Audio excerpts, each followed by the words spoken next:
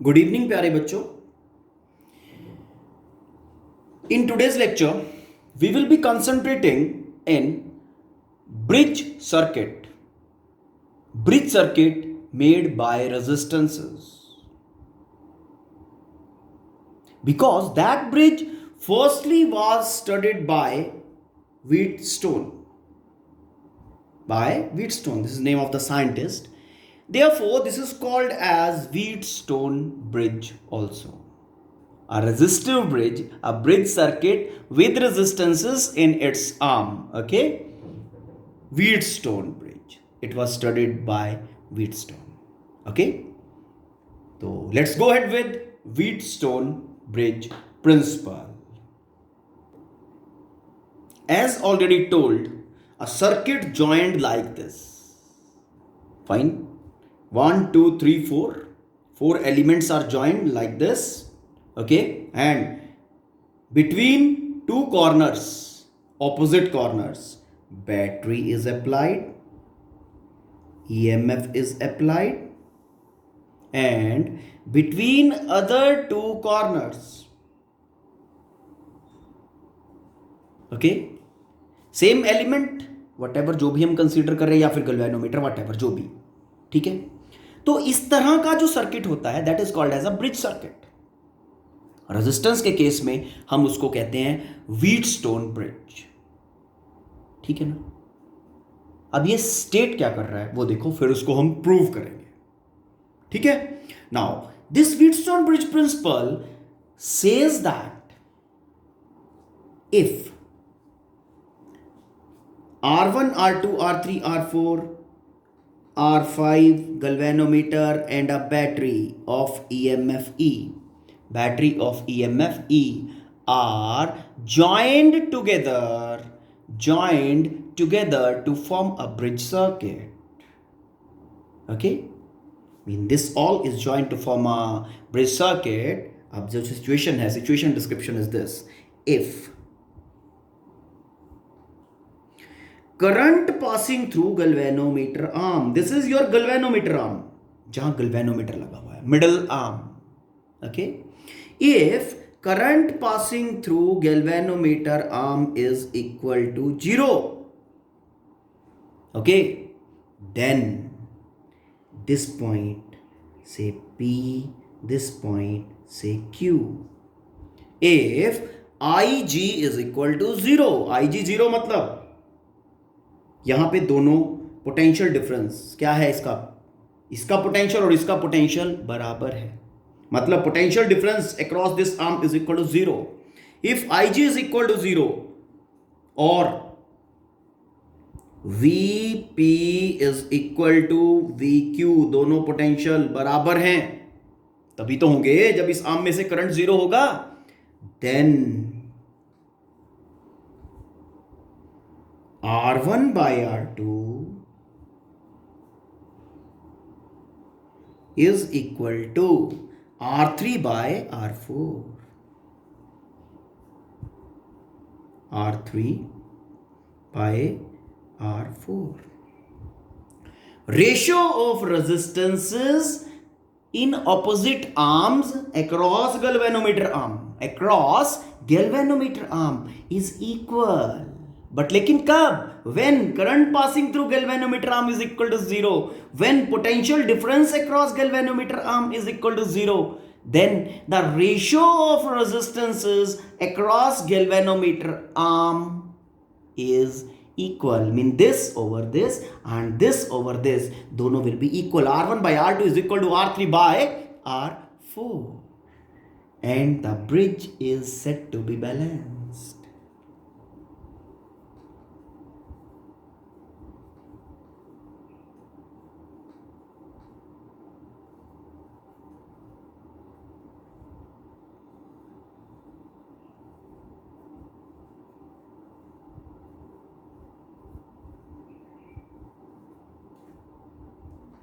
Hope this is clear, ठीक है। ये मैंने स्टेटमेंट का एक ब्रीफ दिया, ठीक है। You are expected to know this statement, okay, of Wheatstone bridge principle. stated like this. The same thing I have mentioned in the statement, whatever I explained. Now, let's prove this particular statement, this principle. Let's prove this. Because the question which is asked in relation, state and prove Wheatstone principle. Okay? And this is, problem, situations in relation to this are also important. They are also asked in exams.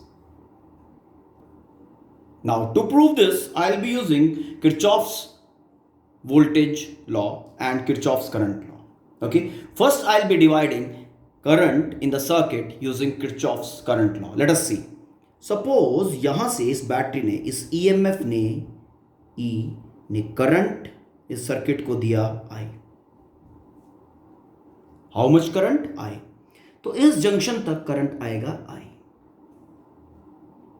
Fine. यहां से current जो divide होके गया as per the value of resistance, as per the ratio of resistance, दो बनेंगे ना. जो resistance बड़ा होगा उसमें से करंट कम जाएगा और जो कम होगा वो ज़्यादा. I1 और यहाँ पे कितना हो जाएगा फिर I माइनस I1. जब I1 इधर चला गया I में से तो इसमें I माइनस I1 हो गया. अब यहाँ तक I1 आया आपका, यहाँ तक, यहाँ I1 आ गया. अब इस आर्म में सपोज करो करंट आया IG.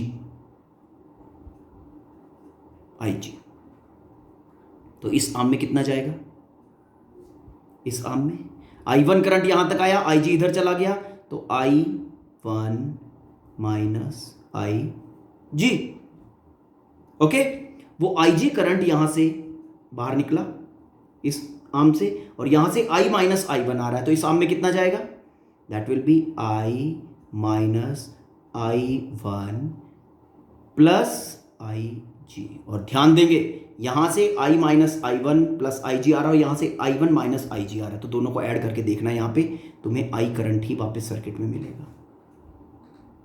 Because battery maintains the value of current. ठीक, अब आराम से यहां पे पॉज करके ये करंट का डिवीजन खुद करके एक बार देखना. Fine. Now let's go ahead. Terminals के नाम दो. Let this is A, this is B, J, P.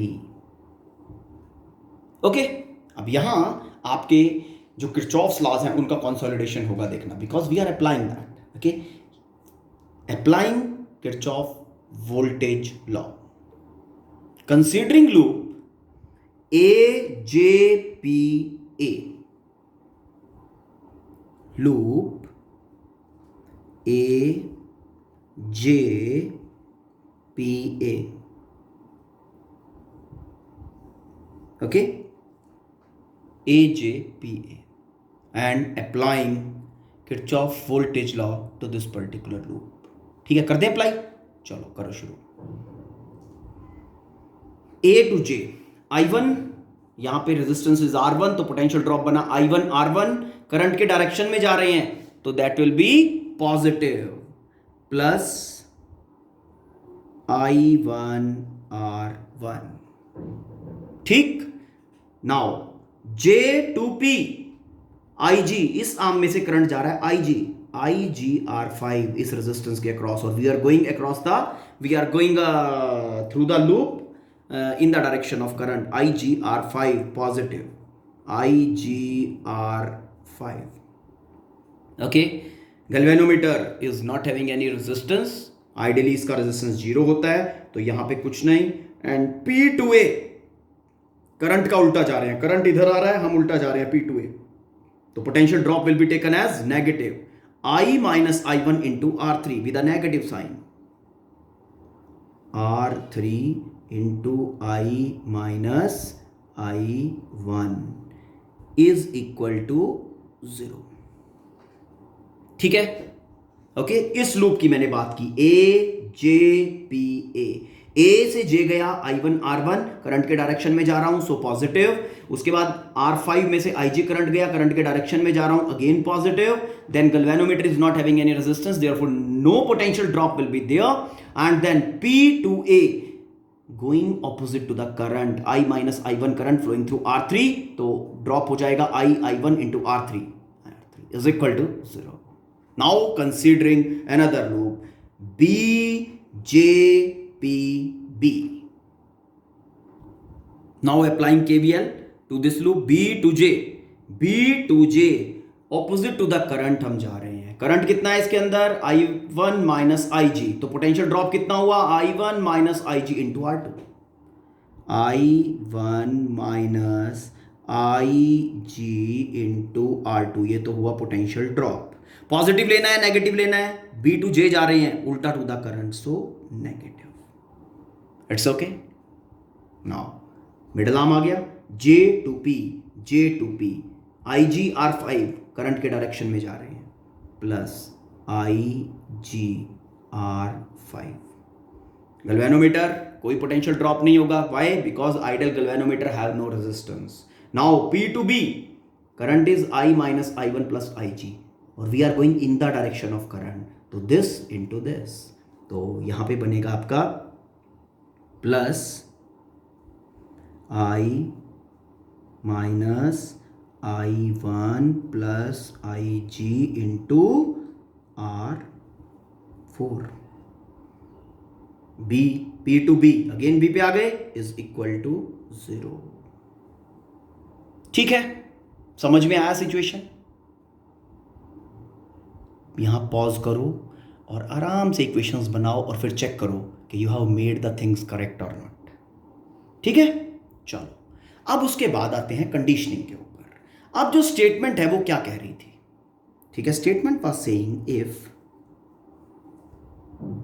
IG is equal to 0, मतलब अगर ऐसा हो then R1 by R2 is equal to R3 by R4. Let us see. This is our equation number 1. This is our equation number 2. Okay? तो इन दोनों equations में IG को 0 कर देते हैं.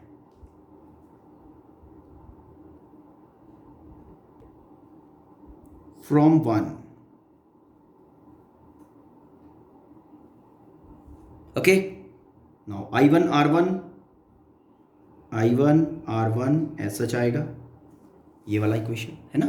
I1 R1 ऐसा आएगा, IG 0 हो जाएगा तो ये टर्म 0 हो जाएगा, और ये वाला टर्म इसमें IG नहीं है तो it will be remaining same. तो I1 R1, सेकेंड वाला टर्म IGR5 है, IGR5 में IG 0 हो गया तो therefore term is 0, minus I1 into R3 is equal to 0. ये इक्वेशन नंबर 3 बन गया आपका. Hope it's clear. Now second equation से बनाते हैं, फ्रॉम 2. ठीक, सेकेंड इक्वेशन ये वाला, इसमें IG 0 करना है ना. अभी we are applying this situation कि if this is this then ऐसा होना चाहिए. IG 0 कर रहा हूं, यहां पे क्या बनेगा? माइनस I1, IG 0 कर दिया, I1 into R2. Okay, IG 0, IGR5 0 हो गया, प्लस ये I माइनस I1 और IG 0 डाल दिया, I minus I1 into R4, plus I minus I1 into R4 is equal to 0, number 4. ठीक है, अब इसको 3 और 4 को शफल करके लिख लो.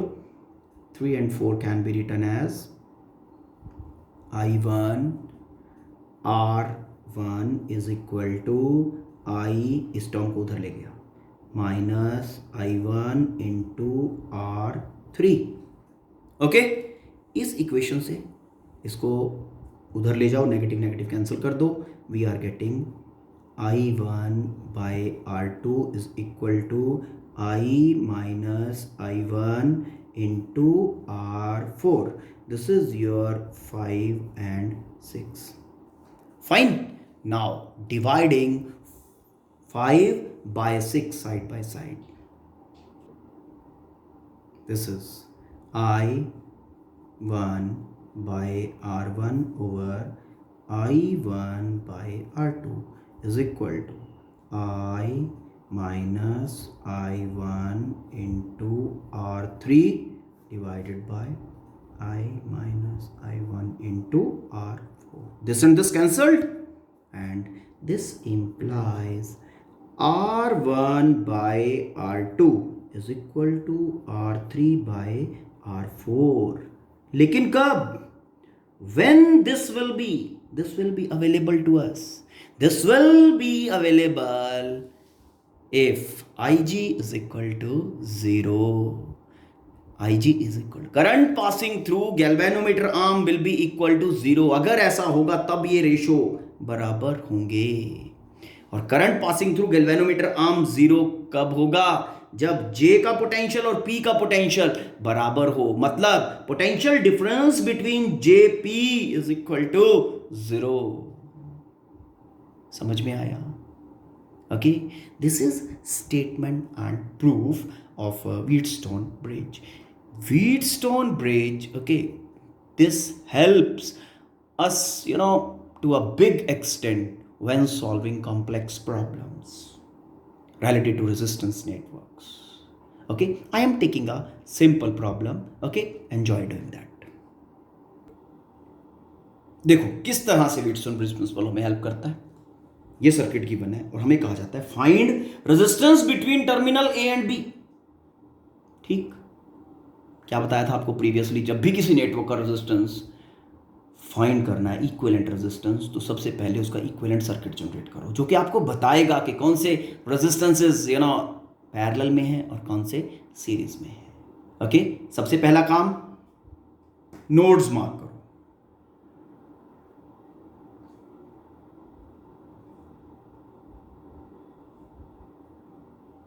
Okay, let this is J, this is K, this is L, this is M. Okay, कहां से स्टार्ट करेंगे? A से स्टार्ट करेंगे. A to J 10 ohm. A to J 10 ohm. See, A to J.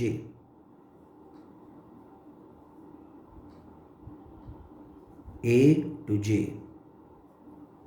10 ohm. J के पास जब हम पहुंचे तो दो वेव्स बन गए, 1 2. एक K की तरफ जा रहा है और दूसरा L की तरफ जा रहा है. दो वेव्स बना देते हैं. एक J से K की तरफ गया, J से K की तरफ गया 3 ohm, 3 ohm. J से L की तरफ गया 9 ohm, J से L की तरफ गया 9 ohm. ओके, फिर K to L 6 ohm. आप इसको हॉरिजॉन्टली नहीं लगा पाएंगे. K रहा, ये रहा L, तो इसको जैसे लग रहा है वैसे लगा दो, no problem. K to L 6 ohm. Okay, now K to M 12 ohm.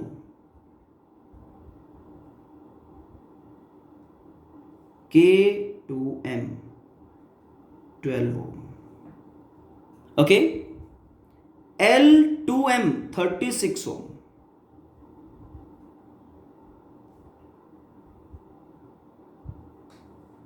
ठीक है, M to B 20 ohm. M to B 20 ohm.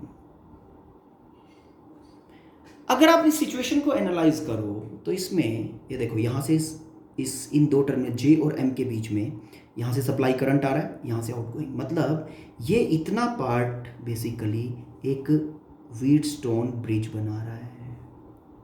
This one, yes, bridge circuit बना रहा है ना. तो ब्रिज सर्किट बना रहा है, रेजिस्टेंस वाला है. चेक कर लेते हैं इसकी बैलेंसिंग है या नहीं. कर दें चेक. चलो, क्या बोला था? अक्रॉस जो रेजिस्टेंसेस है उनका रेशियो अगर बराबर हो, this by this, this by this, तो current passing through this arm will be equal to 0, है ना. Wheatstone bridge both ways is true. Got it? तो क्या बना यहां पे? Ratio is 3/12 is equal to 9/36. 4 4. This implies 1/4 is equal to 1/4।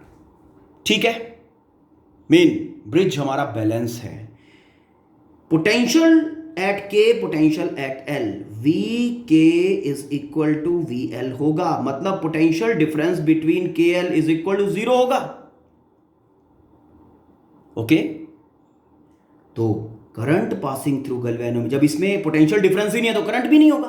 Current passing through this arm 0, I G is equal to 0। इस arm में जब करंट ही नहीं जा रहा है तो क्या ये रेजिस्टेंस को कंट्रीब्यूट करेगी? Answer is no. तो ये रेजिस्टेंस सर्किट से गायब, it is not contributing to resistance of the circuit. ठीक है, तो इसको उड़ा के एक नया सर्किट जनरेट कर देते हैं। लेट अस सी, ये देखो, नाउ स्टार्टिंग फ्रॉम ए से स्टार्ट किया, ए से स्टार्ट करके I am getting 10 ohm A to J. Okay, J के बाद वही दो आर्म्स कौन सी हैं? वन इज योर 3 ohm, ये J2 के 3 ohm, K2M,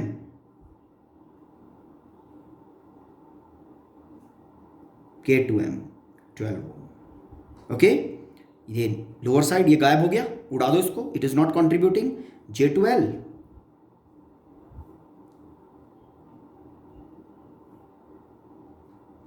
J12 9 ohm, L2M 36